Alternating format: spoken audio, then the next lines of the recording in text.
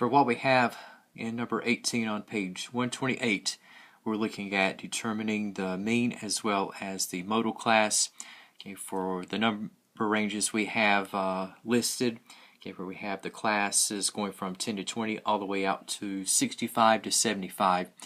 And again, for the class width or the class interval, that would be the amount of change as you go from one lower class limit to the next, upper class to the next, as well as going from one class midpoint to the next. Now we have these classes and the corresponding frequencies.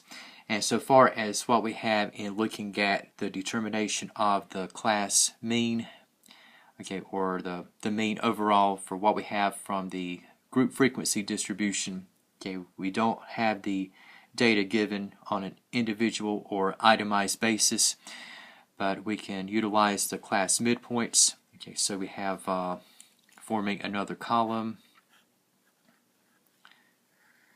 So you have x of m, class midpoint. Okay, and so the midpoint, again, is going to be taking the mean of the lower and the upper class limit. So you have between 10 and 20 is going to be at 15.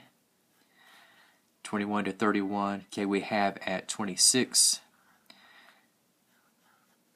And between 32 and 42, we have 37. And again, we're going to have an increase of 11. So we're going from 15 to 26 to 37 to 48 to 59. And then on out to 70. And in terms of taking the product of the frequency and the midpoint, okay, so we have for the first class, we have 2 times 15 is going to be at 30. And then we have in the case of 8 times 26, okay, that is going to be 208. And 15 times 37, okay, that will be 555. Then we have 7 times 48, which would be a 336.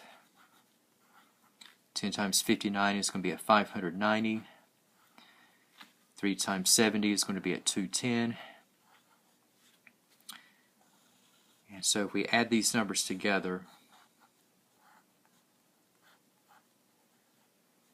okay, we have symbolically, okay, represented by the sigma sign, okay, where we have the summation of f times x of m.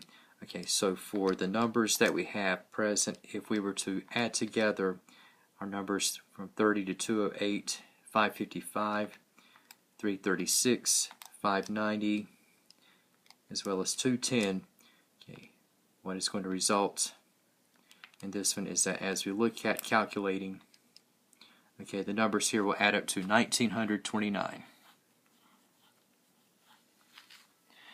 And thus in the determination of the mean, okay, it's going to follow that for the mean, where we have the data given only in the context of a group frequency distribution as opposed to having the specific data values.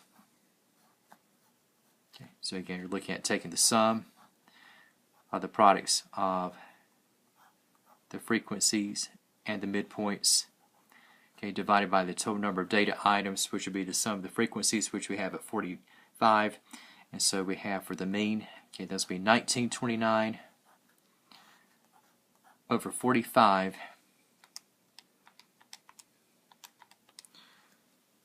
And for this will be about 42.9, or if you're to take this out to 2 decimal places, okay, that will be about 42.87.